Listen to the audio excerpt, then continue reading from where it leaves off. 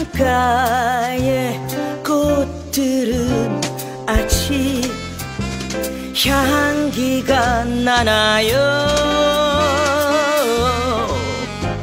안녕 마른 기침에 창백한 아빠 도시의 밤거리는 아직 따뜻한가요? 차가운 두 손은 죽음과 악수해 뜨거운 내 피는 아이고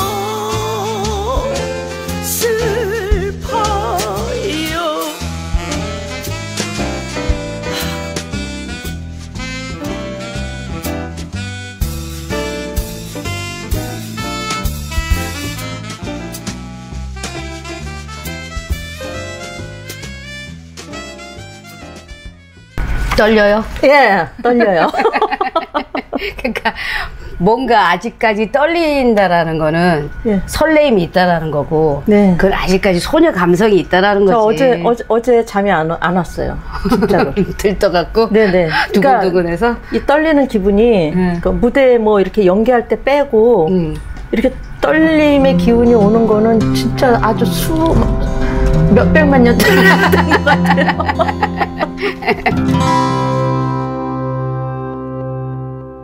제일 먼저 어떻게 해서 연기를 하게 됐는지. 사실 저는 뭐 어렸을 때 꿈이 없었어요.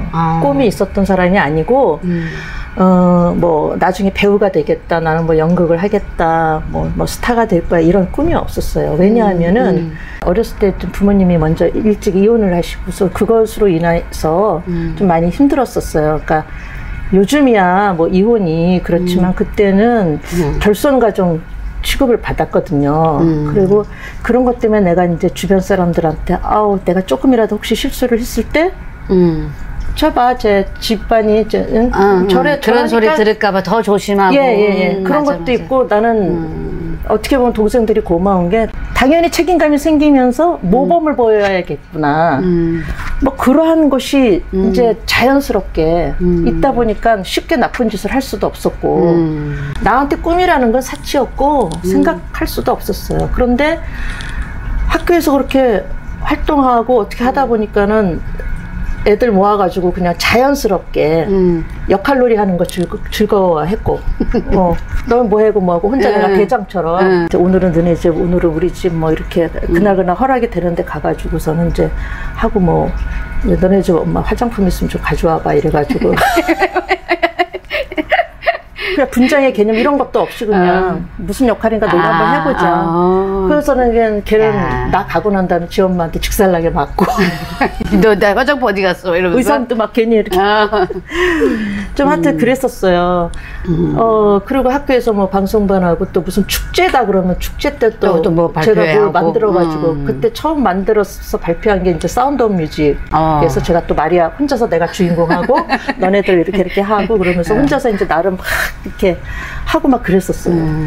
그러던 중에 저희 그 고등학교 때 미술 선생님 지금도 활동을 하고 계신데 강요배 선생님이라고 계셨는데 그분이 그러니까 저를 알아봐 주신 거죠. 너 연극 한번 안 해볼래? 그래서 처음으로 소개시켜준 데가 연우 무대였어요. 제대로 소개시켜줬네. 네. 저는 아주 연극 입문을 아주 좋은 곳에서 좋은 사람들, 첫 스타트가 좋았죠. 그렇지. 무엇보다도 나를 인정해 줬다라는 거가 그래서 나를 선택했다라는 그 자체가 고마워서 무조건 가겠습니다. 예. 그래서 갔죠.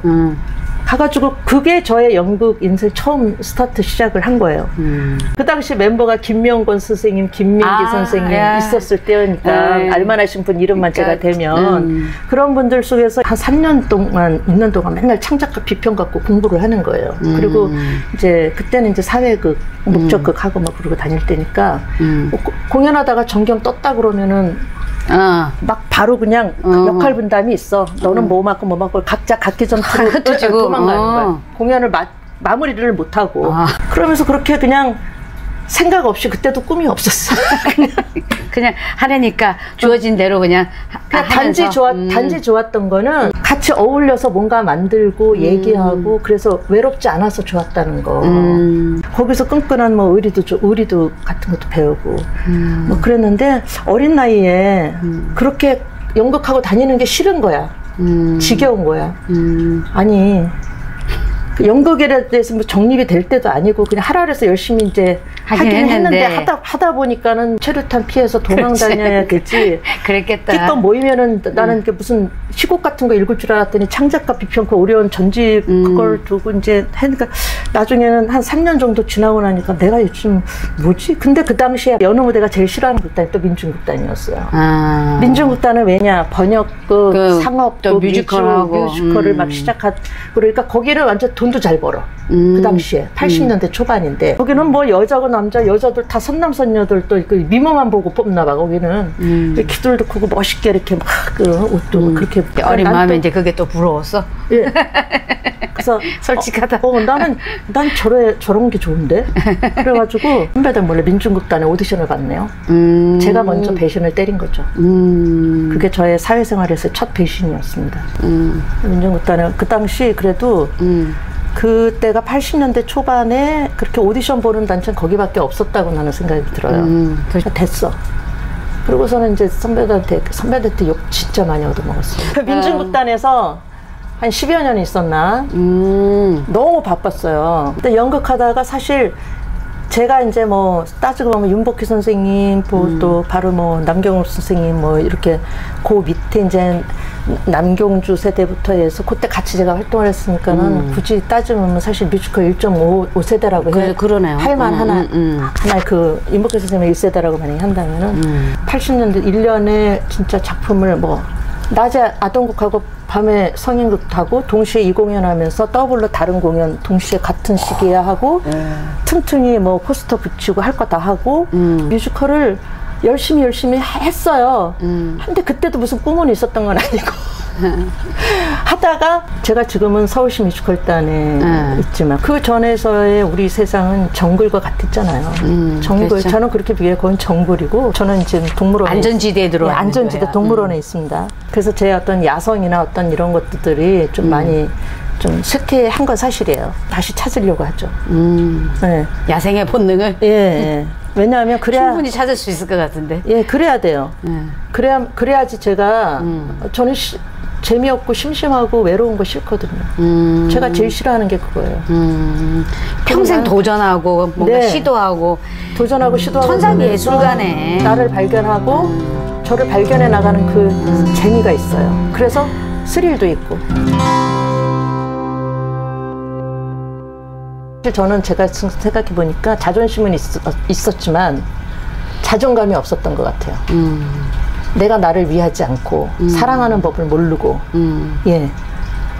어느 순간 내가 막 불쌍하다는 생각이 들더라고요. 주어진 대로 살았으니까. 사람한테 과연 이게 내가 원해서 내가 이거를 했던가? 이게 내 꿈이었던가? 막 이러면서 이제 나한테 내 스스로한테 막 퀘션 마크가 달리면서 괴로운 거야. 그러면서 갑자기 내 부모님도 막 미워지고.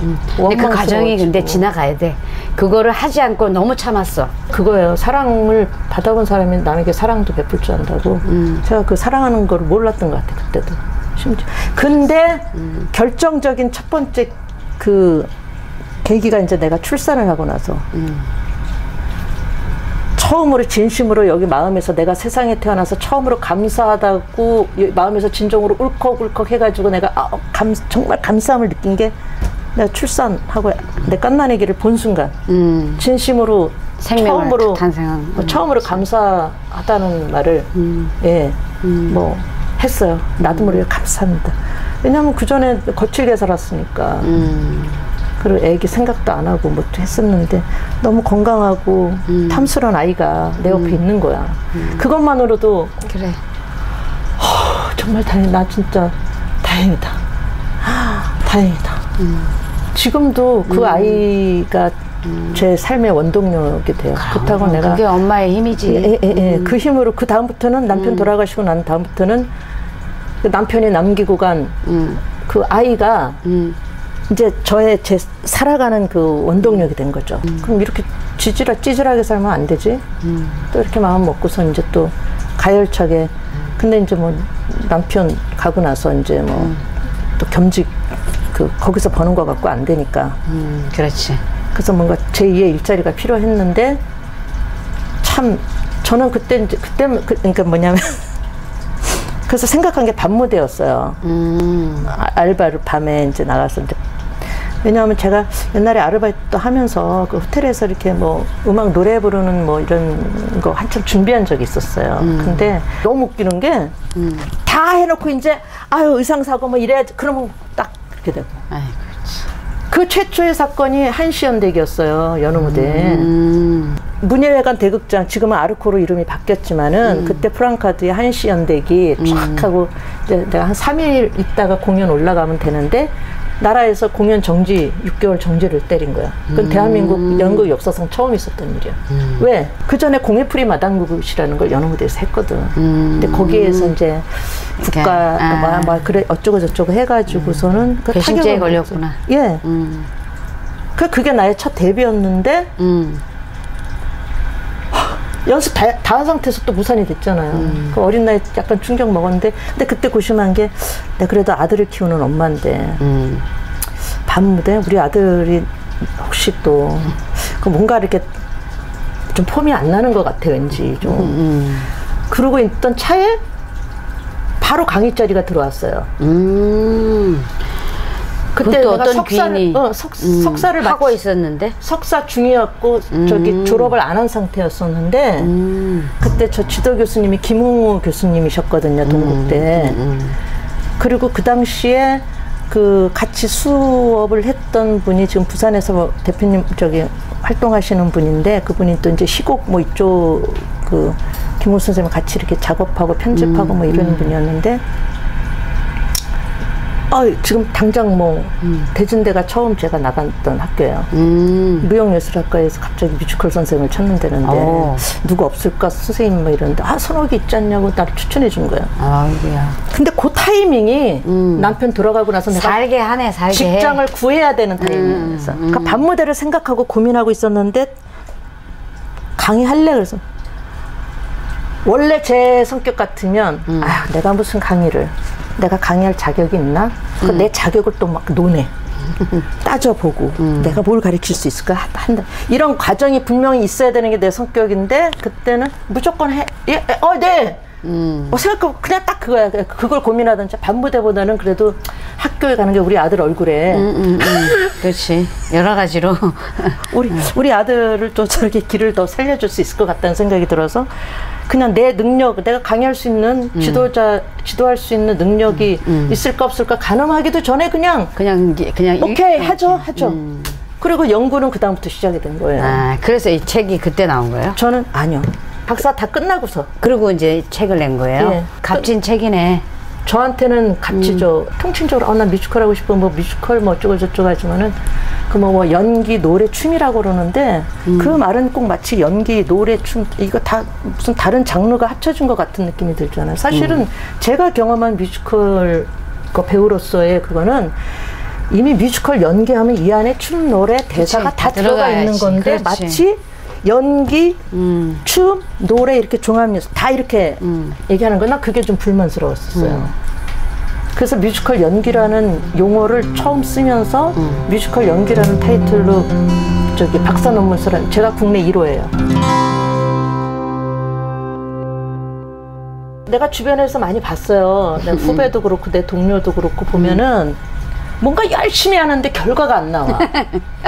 그래서 제가 가만히 지켜보니까 이게 관찰을 쭉 이렇게 제가 뮤지컬단 선배님이 저한테 고마운 거는 거긴 트레이닝 시스템이 갖춰져 있고 늘 우리는 매일매일 작품이 없을 때도 늘 나와서 트레이닝을 하고 이러니까는 그 지도하는 대한민국 그래도 나름 최고라는 분들이 와서 지도를 하고 뭐 그런 곳에서 저는 뭐 이건 대학교 무슨 전공은 저리 가라 그냥 거기서 뭐 많이 이렇게 배우면서 다양하게 배우면서 그냥 난 놓치지 않고 말 거야. 그 못 배웠던 한이 있어가지고 꼭 결핍이 있었던 애들이 그렇잖아요. 이렇게 하면서 보니까는 아니 왜 저렇게 연습을 하지? 그러니까 열심히 목 터져라 뭐. 그래서 저는 그냥 뭐 소리만 저렇게 소리는 키우는데 뭐 발음이 제대로 안 돼. 가사가 뭔 말을 하는지도 모르고. 지금 누구 들을까봐 살살하는 거예요 지금? 어차피 다 들리는데. 그러니까 도와주고 싶은데 또 이런 게 있어요. 옛날 제가 후배였을 때 이게 또 라떼 뭐 요즘 그러면 꼰대 소리 듣는다고 하지만 그러니까 어쩔 수 없어. 그래도 할 얘기는 해야 돼. 네, 그게 내 역사인데 어떻게 말을 안 할 수가 있어. 그렇지. 그때는 제가 그 선배님 쫓아다니면서 선배님 좀 가르쳐 주세요. 그 선배님이 와서 얘기해 주면은 그게 어찌나 은혜롭고 나는 총애를 받는구나. 감사했는데 요즘 애들은 그렇게 생각을 안 하고 참 지나자래 지금 보면 나한테 그러니까 뭐냐면 자격증이 있어야 인정을 하는 거야. 그 그렇지. 자격증이라는 건 뭐냐면 하다못해 권리가 주어져야 되는 거야. 예를 들어서 오늘 너희들을 지도하실 선생님이셔 라고 어떤 뭐랄까 힘 있는 사람이 그렇게 딱 권리를 부여해 주면 애들은 말을 잘 들어. 뭔 소린지 알지. 무슨 소리를 해. 근데 나는 그런 권리를 부여받은 사람이 아니야. 그냥 단지 선배야. 선배고 후배를 아끼는 마음에서 근데 말빨이 이제 안 맥힌다라는 얘기죠. 쉽게 말하면 그런 애들이.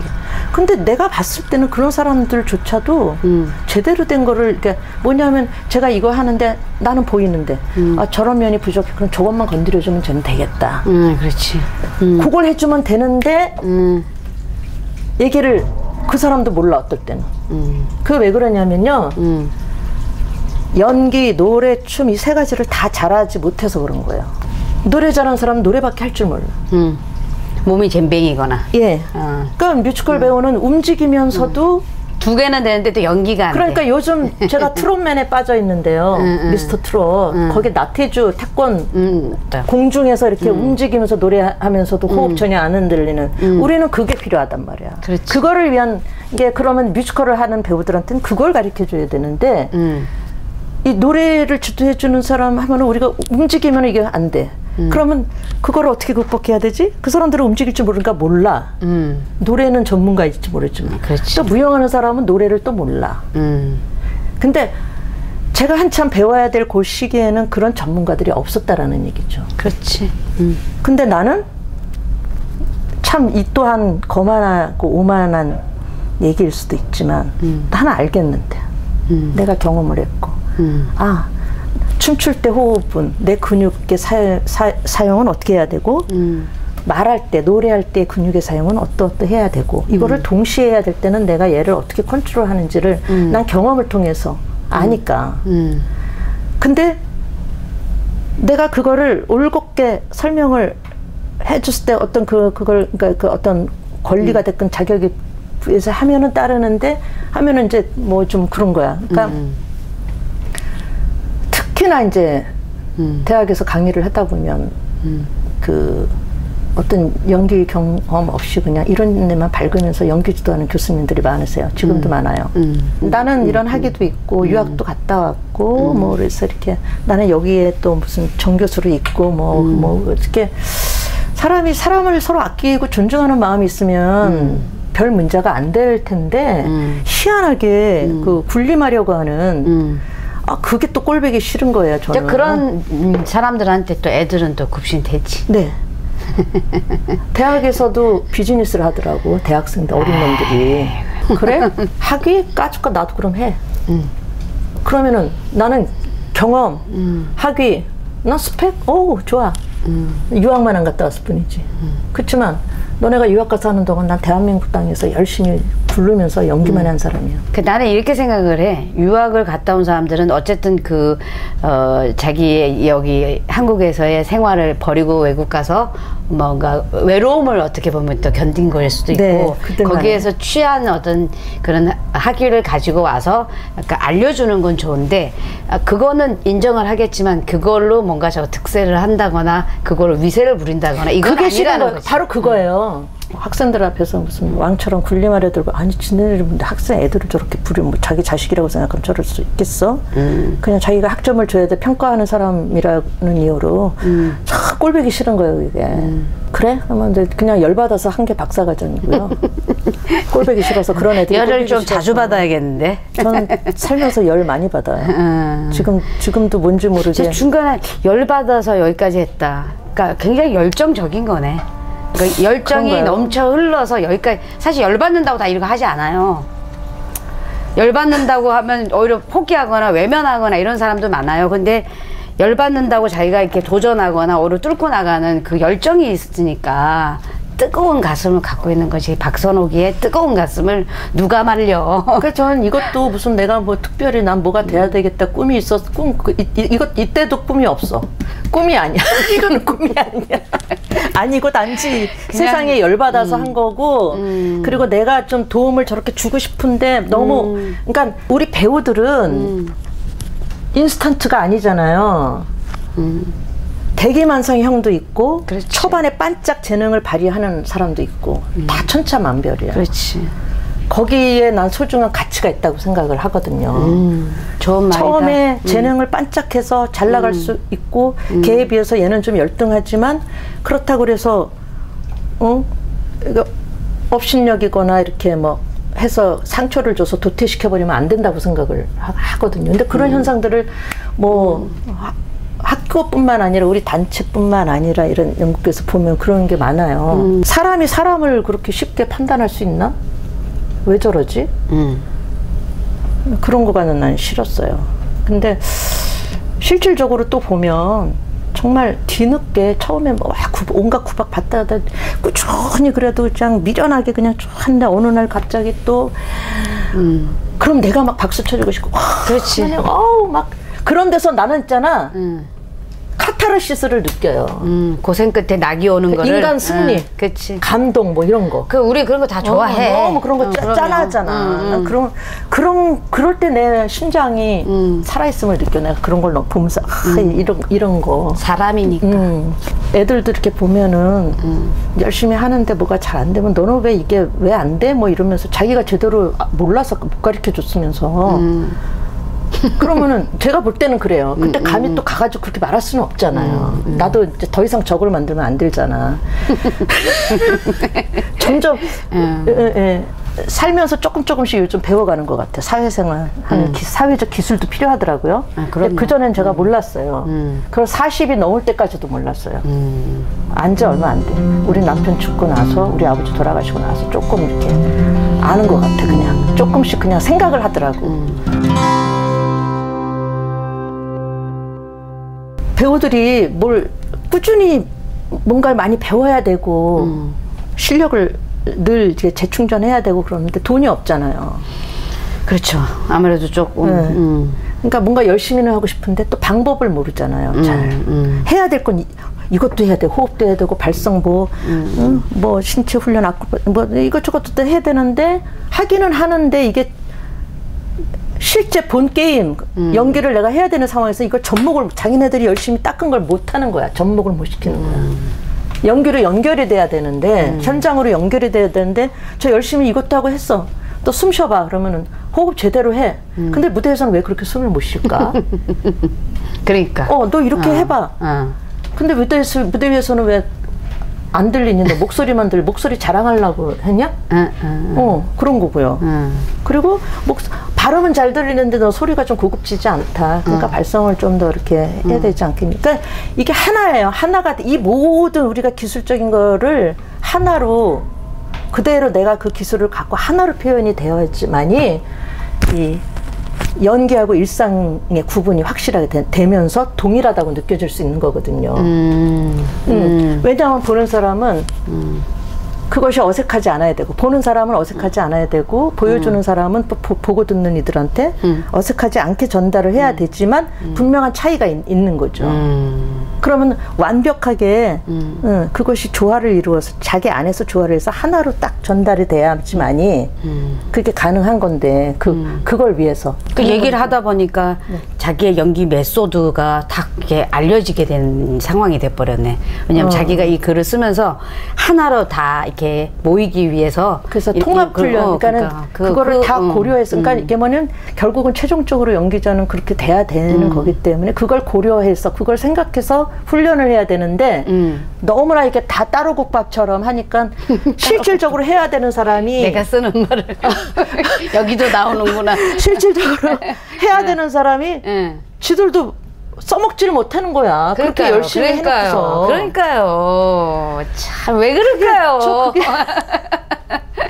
그러니까 마치 제 인생하고 견줘봤을 때 비슷한 게 뭐냐면 나 열심히 살았는데 나는 왜 남들이 봤을 때 그래서 소위 떴다? 뭐 유명하지도 않고 나 왜 뭐지?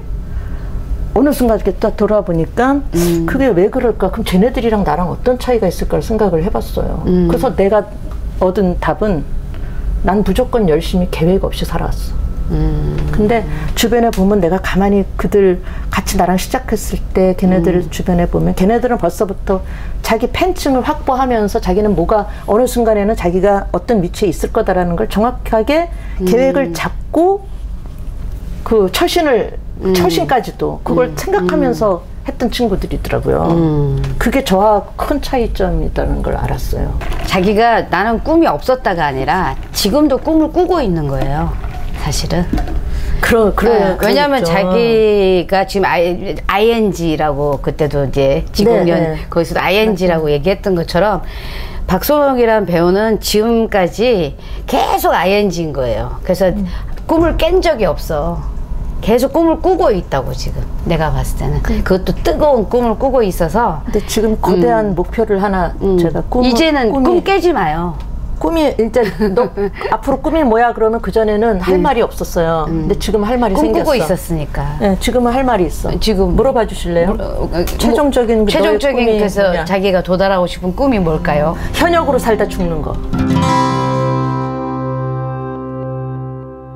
30년을 넘게 어쨌든 여기 연극하면서 이제 지내왔잖아요.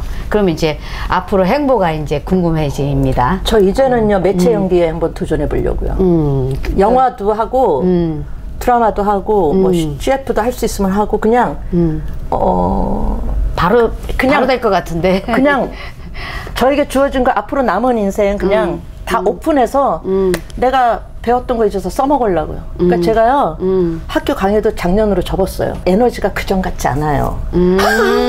그래서 나눌 수 있는 에너지가 아니니까 이제는 올인해야 되니까 그 에너지를 나한테 쓰고 싶어요. 이건 획일적인 교육이 아니기 때문에 보통의 애정을 갖지 않으면은 예술 교육은 정말 나름 저는 사명감을 갖고 했거든요. 그래서 학생들 얘에 대해서 고민하고 얘 삶에 대해서 10명 중에 1명 아니야 몇십 명 중에 1명 잘 되면 잘 되는 거죠. 그렇죠. 그럼 그 나머지들은 어떡한데 걱정이 되는 거예요. 졸업하고 얘네들이 도대체 왜 내가 그런 것까지 다 걱정을 하냐고. 특히나 이제 그 마음이 좀 괴로웠어. 헛된 희망을 내가 너무 심어주는 거 아닌가.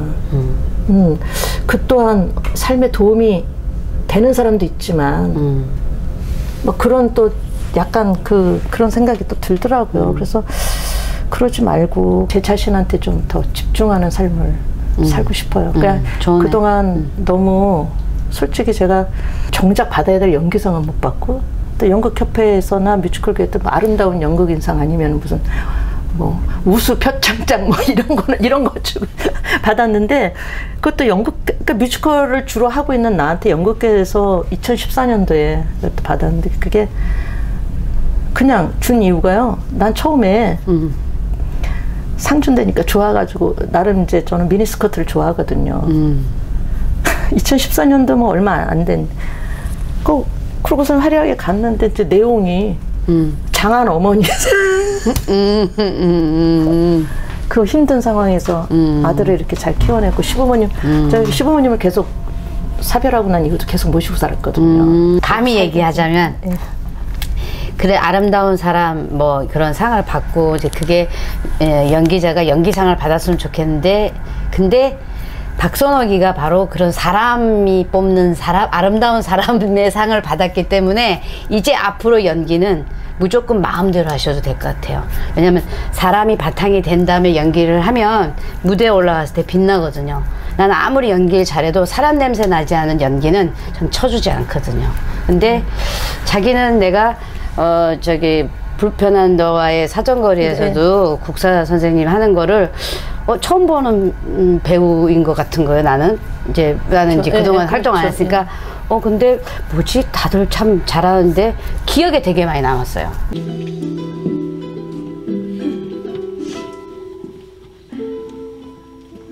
노회자 선생님 맞으시죠? 누구세요? 기억 안 나세요?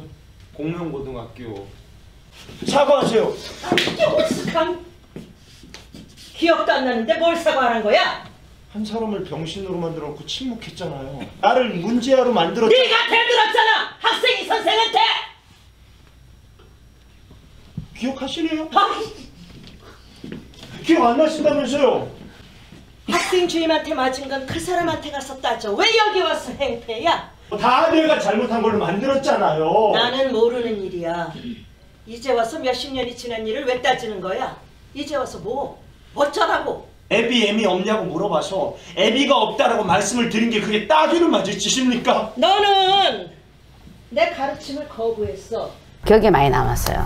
그리고 그거는 충분히 무대에서 매력적인 박선옥 배우였기 때문에 그런 거라고 저는 생각을 하거든요. 그래서 계속 이제 작품 하면서 이제는 좀 더 범위를 넓혀서 뭐 영화 일도 좀 하고 그렇지. 매체 연기는 제가 안 해봤잖아요. 안 해봐서 그 생각을 언제 했냐면은 잘할 것 같아. 올해에 들어서 그런 생각을 하고서 내가 고마운 게 이제 혹시 이황희라는 배우 아시죠? 네, 알죠. 황희가 옛날에 제가 아가씨 건널들에서 또 나름 여주인공 아들레이드 했을 때 꽃노를 했었다는 거예요. 근데 그때 황희 기억 속에 제가 그래도 좋은 사람이었던가 봐요. 최근에 얘가 이제 황희 자체가 좋은 사람이잖아요. 맞아요. 그분 맞아요. 자체가 그게 착한 맞아요. 사람.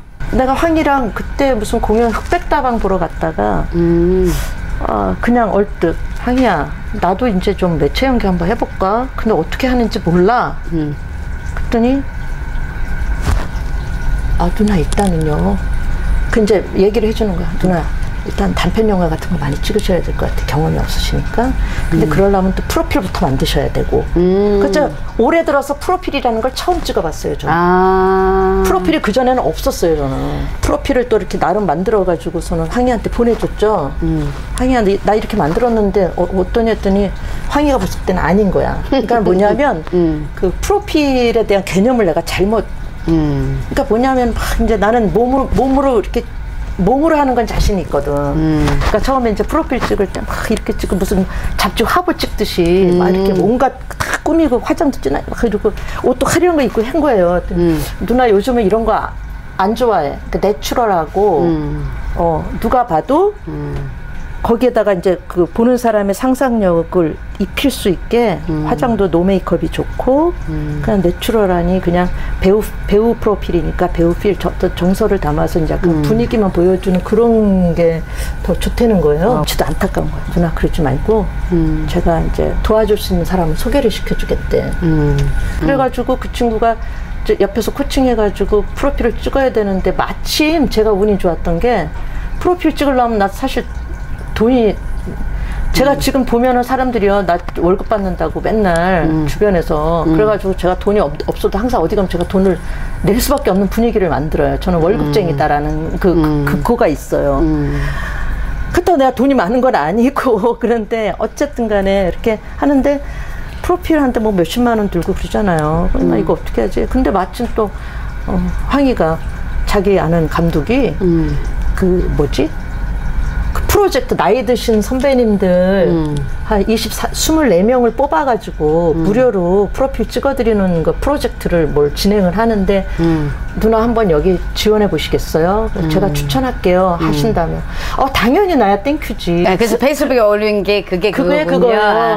결과적으로 그래서 좀 약간 그리고 일부러 이제 보정하지 말라 그랬고 그냥 주름 너무 나오는 대로 그래 그게 맞다고 생각이 들어서 사진 골라주고 그걸 그 친구가 해줬죠. 황희가 소개시켜준 그 친구가 이렇게 해줬는데 이제 그러면은 걔는 그 친구는 그 역할이 끝나는 건데 이 과정에서 이 친구가 또 나의 덕후가 된 거예요. 왜? 그랬더니 내 거를 이제 프로필 이걸 뭐 해주고 이제 이력 이렇게 보면서 어떻게 구성을 배치하는 게 좋겠어요, 선배님. 뭐 이러면서 하다 보니까 이 친구가 그냥 내 이력을 보고 감동 먹었대요. 그래서 그때만 해도 얼굴도 몰라. 전화로만 통화했어. 아, 진짜로? 근데 전화로 그 친구가 그러는 거예요. 그 친구도 대단하네. 그러니까요. 그 친구가 선배님 어쩜 이렇게 인생을 빈틈없이 사셨어요. 그러네, 진짜. 필립 메이커스라는 곳에 제 프로필을 등록을 했어요. 등록을 하고 저는 매일매일 이제는 그게 일이 됐답니다. 단편 영화, 독립, 뭐 장편 영화, 상업 영화 이런 거 쫙 이렇게 오디션 스케줄이 나와요. 자기 자체가 캐릭터이기 때문에 정말 맞는 캐릭터로 연락이 무지하게 올 거라고 난 생각해요. 그래서 제가 우리가 이제 문제인 거지, 캐릭터가 미비해서. 근데 선배님, 나 요즘 좀 어이없어요. 왜요? 아니 어이없다는 게 기분이 나쁘다는 게 아니라 참 인생이 재밌는 게요. 학생들이 저를 심사하잖아요. 저는 지금까지 학생들을 지도하고 심사하고 평가를 내렸던 사람인데 반대로 그렇지. 제가 가서 이렇게 딱 학생들 딱 앞에 앉아가지고 저기 선생님 뭐 이렇게 삐딱하게 이러면은 내가 네 그렇게 하더라고요. 근데 결국은 하나도 안 됐어. 걔네들은 날 안 뽑아줘. 그래서 항상 묻는 질문이 그런 거예요. 아니 이력도 이렇게 되시고 그러시고 그런데 하실 수 있겠어요? 저희가 많이 부족하고 그런데 뭐 이렇게 하면서 뭔가 부담을 느끼는 느낌을 받았어요. 오디션 계속 보러 다녔어요. 학생들 작품 나오는 거에. 아유, 하여튼 갔는데 다 까였어요. 저 열정 어쩔 거야. 다 까였어요. 아니 그래도 저 하나 찍었어요?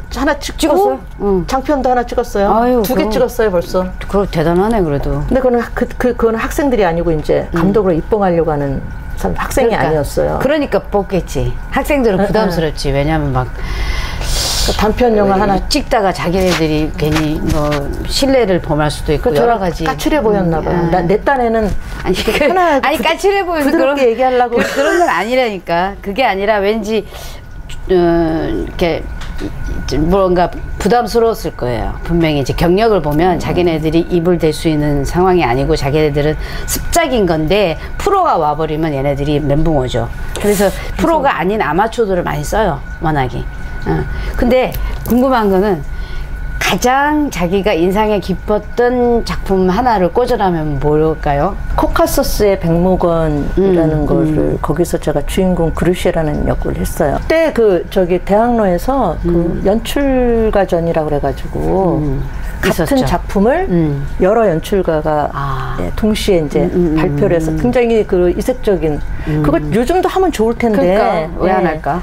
그때는 그랬었어요. 그 작품 코카스 백목원이라는 작품 하나 갖고 당시에 또 나름 유명 연출 하시는 분들이 다 각자 해서 각자의 연출 스타일에서 이제 쫙 했던 때가 있었어요. 그때 그 코카소스 백목원이라는 작품 하면서 이제 처음으로 이제 저는 뭐랄까 그러니까 주변에서 제가 고전에 했던 게 피터팬이거든요.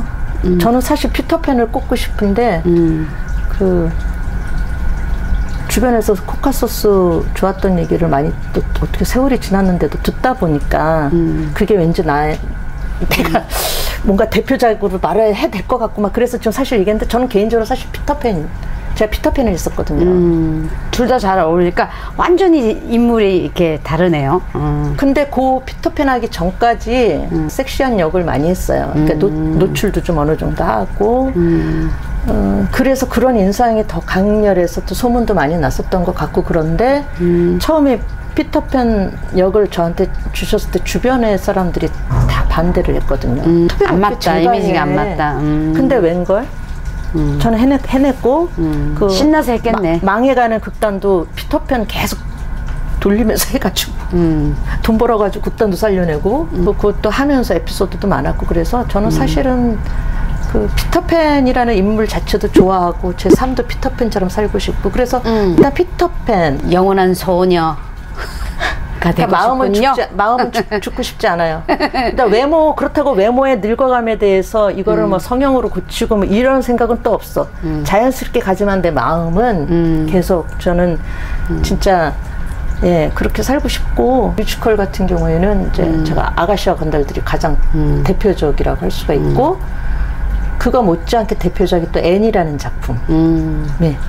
그러니까 애니 같은 그러니까 아들레이드는 그 아가씨와 건달들은 왜 그러냐면은 제가 그 처음 했던 뮤지컬이 아가씨와 건달들 그때 무의를 했다가 90년대에 주인공을 맡아서 했었는데 세종문화회관에 가서 또 세종문화회관에서 그때 강대진 단장님 계셨을 때 또 세종문화회관에서 아가씨와 건달들을 했어요. 근데 그때도 역시 제가 주인공을 맡아서 했는데 딱 그 10여 년 만에 한 거야. 같은 역할을. 그러니까 배우들은 왜 그런 경험 의미가 있잖아요. 그렇지. 그러니까 그때는 좀 더 팔팔했었지만은 조금 지금 좀 농염한. 네, 그렇죠. 네. 진짜 딱 10년 만에 제가 그걸 했고 그리고 그 전에 또 어떤 사건이 있었냐면 제가 에이콤이라는 단체 일기예요. 그 명성황후 했던. 근데 그 당시에 거기 일기로 있으면서 초연 작품을 아가씨와 건달들을 하는데 그때 제가 아들레이드로 이제 섭외를 받아서 그렇게 해서 이제 형식적인 사실 오디션을 보고 거기 이제 동참을 했어요. 동참을 하면서 그때만 해도 제대로 된 대본이나 이런 악보 이런 게 없었어요.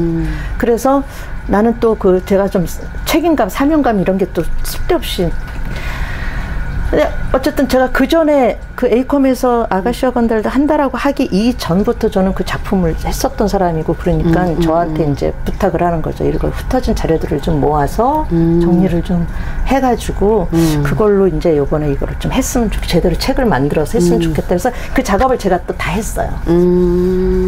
그러려면 사람들을 만나러 다녀야 되잖아요. 그렇지. 그때는 제대로 이렇게 재본비도 아끼느라고 이렇게 얘가 스카이 얘랜다 이 사람이 스카이 하면 늘 스카이 악보 주고 이렇게 딱 각자 자기 역할에만 관계된 그러니까 나눠져 있잖아. 그럼 그걸 하나로 다 모으기 위해서 사람들한테 너 그때 그런 역할 했었는데 그 악보 있니? 뭐 이래가지고 또 다 모아가지고 규합을 해서 하니까 뭐 중구난방이잖아요. 그래가지고 그때 나는 음대를 졸업한 사람도 아니었지만은 제 모든 경험과 이런 거를 총 집중을 해가지고 거기에 이제 악보 모든 악보의 가사를 제가 다 달았어요. 대단한 작업을 했네. 대단한 작업을 했죠. 그리고 대본도 이렇게 달아서 뭐 딱 그랬어요. 딱 그렇게 했는데 거기서 제가 또 까이는 사건이 있었던 게 저를 불러서 그러는 거예요. 하는데 그 스폰서 대주는 쪽에서 유명한 스타를 쓰고 싶다고. 근데 그때 선배님을 누구라고 말하면 다 아시는 분인데 근데 그분은 뭐 이름 못 밝힐 이유도 없어요. 왜냐하면 그분 잘못도 아니고. 그렇지. 그거는 하여튼 그런 분위기에서 너 그럼 더블이라도 하려고 했더니 내가 생각해보니까 더블은 무슨 어려 죽을 더블이야. 그때만 해도 무슨 어려 죽을 더블이야 하지 말라는 얘기지. 난 그렇게 또 받아들이고 됐는데 제가 나가죠. 그렇다고 그거 내가 했던 그거 자료를 치사하게 또 갖고 갈 수는 없잖아. 줄 거 다 주고 억울하다. 예. 그래서 이제 그 어쨌든 뭐 스타들한테 좀 까인 게 한 몇 번 있어요. 내 자리. 근데 왜 나는 항상 초반부터 그럼 그렇게 하든가 왜 연습 다 해놓으면 꼭 막판에 다 준비해놓 꼭 그렇게 되냐고. 그러니까 더 그렇잖아요. 마음이. 왜 이렇게 또 나한테 시련을 주나. 예. 그러면서 제가 지금도 그러고 나서 그때 그 대표님은 제가 이상하게 서로가 또 껄끄러워 괜히 그분은 안 그럴 수도 있는데 제가 그냥 그래서 그분 작품을 할 수도 없었고 그냥 뵈면 인사 정도만 하고 이렇게 더 이상 더 가깝게 하기에는 좀 그런 너무만 당신이 돼버렸고 하도 그런 일들이 너무 많아서 근데 그러다가 세월이 흘러서 어쨌든 세종문화회관에서 하는데 제가 또 그 역할을 하게 됐고 그러니까 의미가 많고 더 기가 막힌 거는 그렇겠어요. 그 10여 년대 우리 저기 뮤지컬단에서 아가샤 건달들 하는데 나눠준 악보가 제가 했던 그 악보더라고요. 예, 근데 딱 보면서 반갑다기보다 씁쓸했겠다. 아니 이게 몇 년 전 건데 이게 아직도 똑같이 이게 돌아다녀? 왜 그 후에 더 이렇게 발전이 없는 것 같잖아 왠지. 다른 사람이 뭔가 좀 바뀌었어야지. 내 글씨가 그대로 복사돼서 왔더라고요. 워낙에 잘 만들었겠지. 그러니까 그렇지. 제가 그렇게 생각해. 내가 너무 완벽했다. 내가 너무 완벽하게 잘했다. 그래서 이거는 바뀔 수가 없었다. 이렇게 하나, 결론 내는 걸로. 또 하나만 더 얘기하자면 그 아들레이드 얽힌 게 그 사실은 이제 그때 좀 우리 뮤지컬단에서 실수한 게 뭐냐면 그 처음에 그 작품을 들여와서 이제 번역하신 선생님이 계신데 그분한테도 이제 권리가 있는데 알리지 않고 이제 포스터에도 이름이 안 나가니까는 이제 뭐라 그래야 되나 소송 뭐 이걸 하시려고 그랬었나 봐요. 근데 그분한테 정말 감사하면서도 멋진 게 그 쌀쌀하신 분, 쌀쌀하다고 생각했던 분인데 저한테 전화가 왔어요. 그때는 왜 전화하셨는지 몰랐지. 거기 뭐 아가씨가 날던 너 이번에 무슨 역하니? 아들레이드 하는데요. 알았다고 그러고 전화 딱 끊으시더라고. 그래서 이건 뭐지? 그때도 몰랐어. 공연 다 올리고 중간쯤에 어떻게든 그 공연을 보러 오셨더라고. 그래서 딱 봤는데 선생님 근데 그때 저한테 왜 그거 물어보셨더니 아 이러저러 해서 소송 걸려고 그랬는데 네가 주인공 한다는데 내가 판을 낄 수가 없어서 그냥 넘어갔다. 진짜 고맙네. 뭐 이런 거구나. 그냥 예, 굉장히 좀 그런 인간미가 일을 칼같이 하시는 분이라 없을 줄 알았는데 아 거기서 왜 끈끈한 의리 같은 걸 진짜 뭔가 진하게 알았던 거겠죠. 그때 고생한 거를. 네가 그렇게 악보 다 만들었는데 너 그렇게 나갔잖아. 그러니까 네가 그걸 다시 해? 그럼 난 너 때문에라도 포기할게. 이렇게 된 거네. 마음을 읽은 거네요. 그러니까 그 한 작품 멋지다. 한 작품이 나한테 여러 가지 많은 일들 사람을 알게 했네요, 진짜. 네. 그래서 이 작품은 제가 잊을 수가 없고 또 뭐 우리나라 뭐 진짜 연극사에서 처음으로 뮤지컬로서 대접받고 그 진짜 뮤지컬 저변화에 정말 기여한 작품이 사실 야가쇼 건달들이거든요. 그렇죠.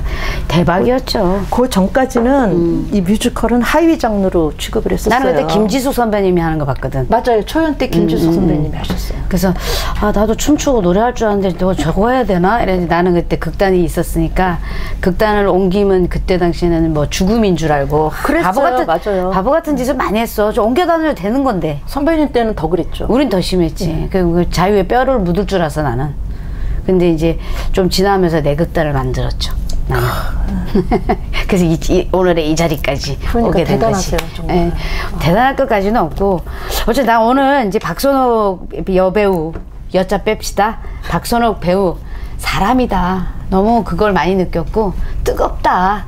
그것도 많이 느꼈고 이쁘다.